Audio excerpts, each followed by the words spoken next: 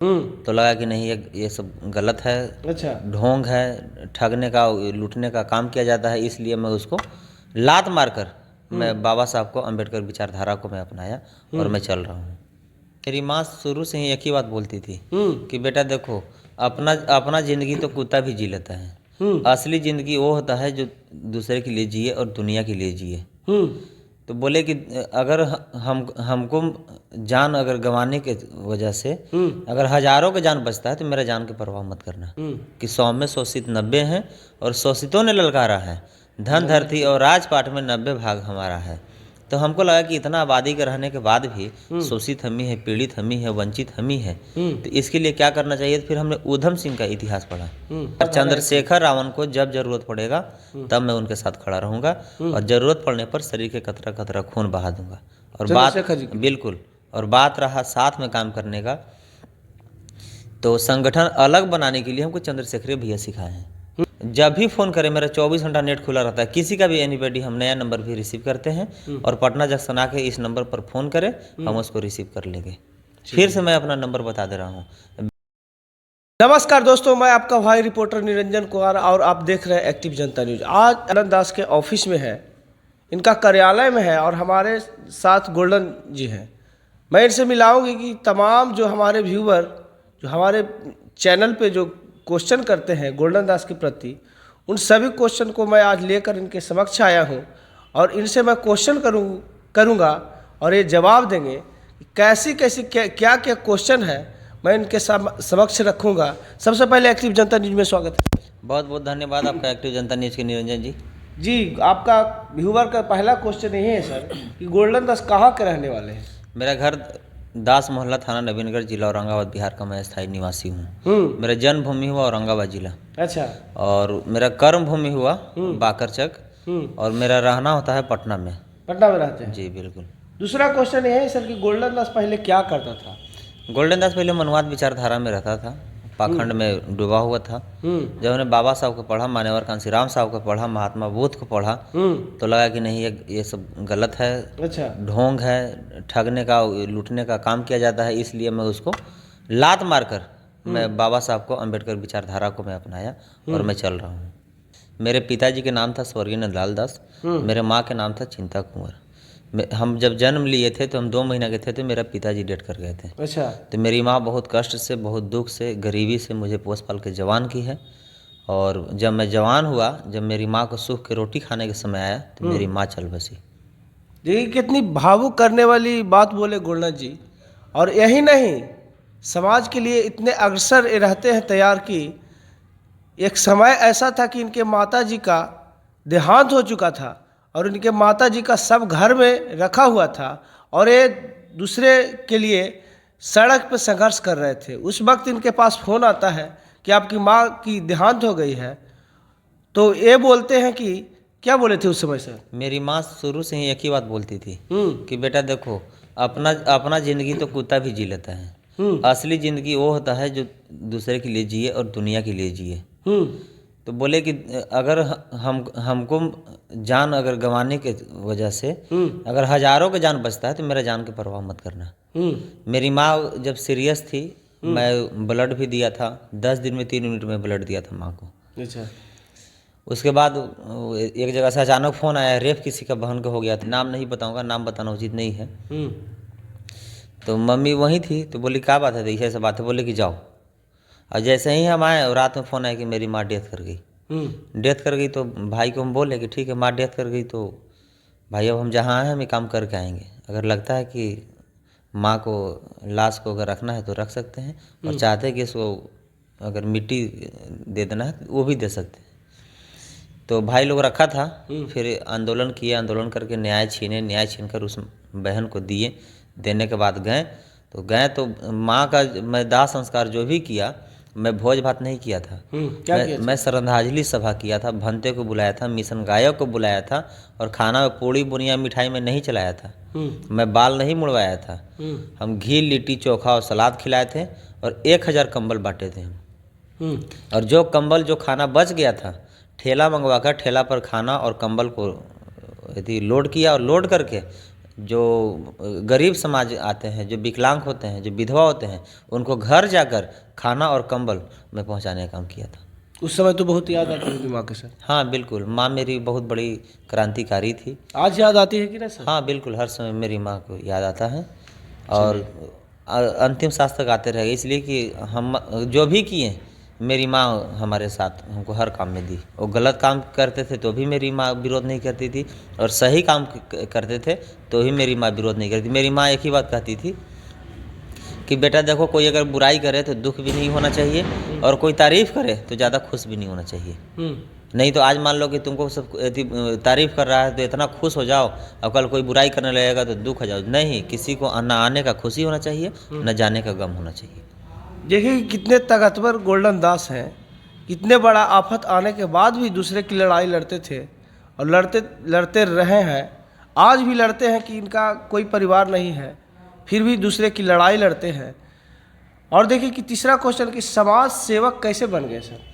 समाज सेवक बने, देखे कि भारत में जाति देखकर न्याय दिया जा रहा है, जाति देखकर बेल दिया जा रहा है, जाति देखकर जेल भेजा जा रहा है, जाति देखकर हत्या किया जा रहा है, जाति देखकर बलात्कार किया जा रहा है। तो हम बाबू जगदेव प्रसाद की जीवनी को पढ़ें, मान्यवर कांशीराम साहब की जीवनी को पढ़ें, तो उन लोग लड़ाई लड़ते थे 90 और 10 का, कि 100 में शोषित 90 हैं, और शोषितों ने ललकारा है, धन धरती और राजपाट में 90 भाग हमारा है। तो हमको लगा कि इतना आबादी के रहने के बाद भी शोषित हम ही है, पीड़ित हम ही है, वंचित हम ही है, तो इसके लिए क्या करना चाहिए। तो फिर हमने ऊधम सिंह का इतिहास पढ़ा, हमने भगत सिंह का इतिहास पढ़ा, फिर चंद्रशेखर आज़ाद रावण का हमने वीडियो वगैरह देखना शुरू किया, फॉलो करना शुरू किया। तो लगा कि नहीं, देश में देखिए जो लड़ेगा वो बढ़ेगा, जो पढ़ेगा वो बढ़ेगा, और जो नहीं लड़ेगा, जो नहीं पढ़ेगा, कुत्ता की तरह गाँव में सड़ेगा। तो हमने चंद्रशेखर रावण को देखा वीडियो, पता चला कि इतना इतना वो जेल गए, ये हुआ, इतना बार उन पर हमला हुआ, फिर भी वो डरे नहीं। तो लगा कि फिर हम चंद्रशेखर रावण क्यों नहीं बन सकते हैं। तो हम भी लड़ाई लड़ना शुरू कर दिए, और अंतिम सांस तक मैं लड़ाई लड़ूंगा ईमानदारी से।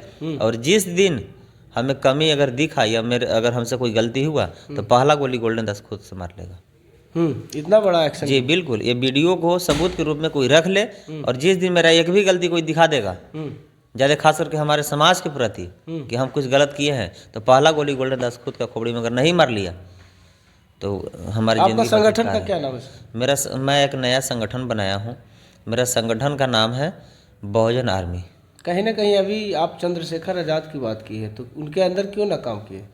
देखिए, भीम आर्मी उनका संगठन हम बता तो रहे हैं कि हम शुरू से कहते आ रहे हैं कि संगठन कोई भी हो, पार्टी कोई भी हो, बहुजन समाज के जितने भी सामाजिक कार्यकर्ता है, क्रांतिकारी है, नेता है, सबका मिशन एक होनी चाहिए। अगर चंद्रशेखर रावण को जब जरूरत पड़ेगा तब मैं उनके साथ खड़ा रहूंगा, और जरूरत पड़ने पर शरीर के कतरा कतरा खून बहा दूंगा।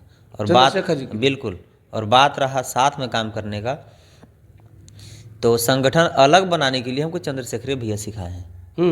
जो चंद्रशेखर भैया अगर कहेंगे ये गोल्डन अलग संगठन बना लिया है, तो फिर चंद्रशेखर भैया अलग संगठन क्यों बनाए? ऑलरेडी वहाँ बीएसपी था, तो बीएसपी में चंद्रशेखर रावण क्यों नहीं काम किए? और जब वो बीएसपी में काम ना करके वो खुद का बहुजन आर्मी भीम आर्मी बना लिए, तो फिर गोल्डन दास अलग से बहुजन आर्मी क्यों नहीं? मेरा कहना है उन्हीं से सीखे।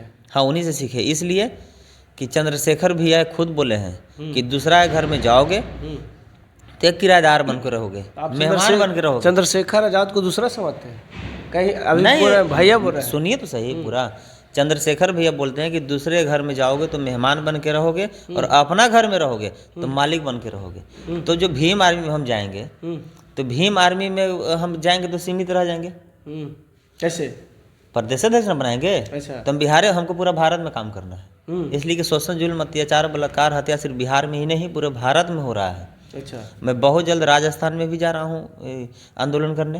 राजस्थान में पहुँच रहे हैं? हाँ, राजस्थान में 630 करोड़ रुपया वहाँ के सब घोटाला कर लिया, जिसका सबूत हमारे पास आया, लिखित है, ऑडियो है, वीडियो है। मैं जा रहा हूँ राजस्थान में आंदोलन करने। अच्छा, ठीक है सर। अगला क्वेश्चन ये है कि आप किन्हें अपना गुरु मानते हैं? हम गुरु बाबा साहब मान्यवर कांशीराम साहब को मानते हैं। जी ठीक है। जनता मिलना चाहेगा आपसे सर, कैसे मिलेगा, कहाँ मिलेगा? बिल्कुल, पटना जंक्शन आवे स्टेशन पर, और हम पर फ़ोन करें। मेरा कॉन्टैक्ट नंबर है 8235 750655। 82 35 75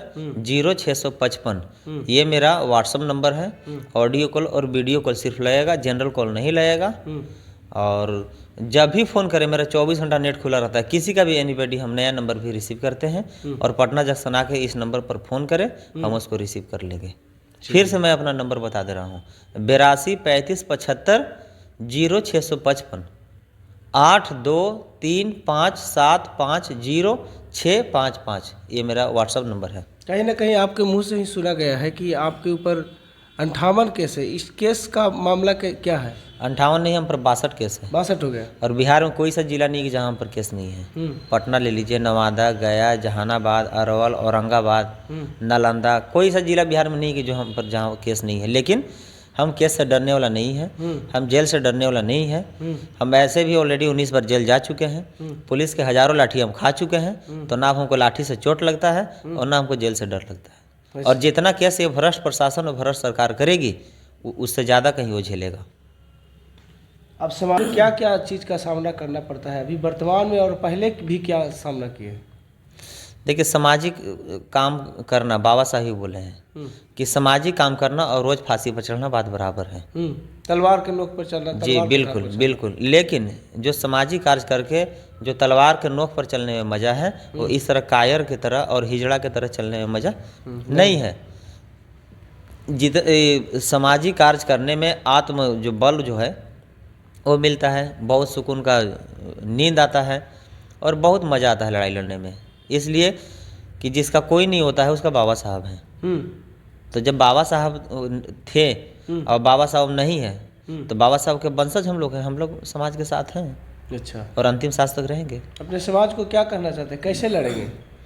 बाबा इस पर इतना स्पष्ट रूप से आप धारा याद कर लेते हैं, कैसे याद करते हैं अपने समाज को? देखिए, आर्टिकल IPC और बाबा साहब के संविधान और कानून जो पढ़ेगा ऑटोमेटिक याद हो जाएगा। और जो जिस दिन पढ़ लिया उस दिन गोल्डन से भी ज़्यादा फौलाद और गोल्डन से भी ज़्यादा दबंग वो बन जाएगा। हम तो चाहते हैं कि हर घर में गोल्डन पैदा हो। लालू यादव जेल गए तो क्या लालू यादव के बाद कोई लड़ने वाला लालू यादव रहा?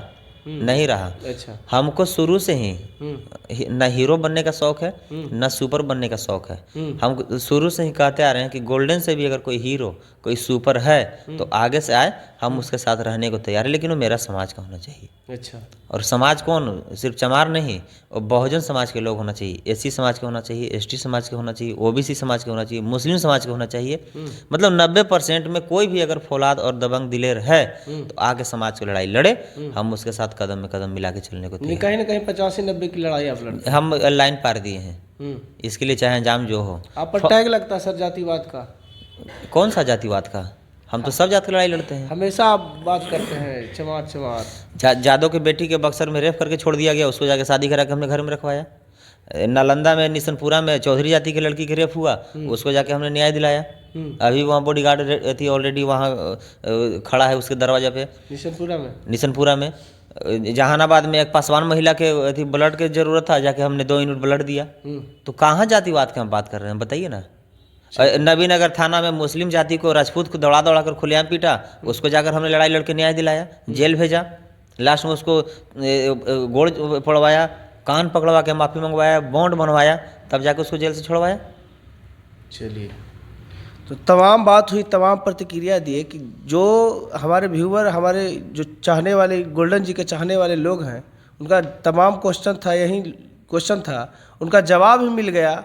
और नंबर कितने लोग चाह रहे थे उनका नंबर भी मिल गया। तो वीडियो को ज़्यादा से ज़्यादा शेयर भी करिए आप लोग। और फिर मिलते हैं अगले वीडियो में अगले खबरों के साथ। तब तक जय भीम, जय भारत।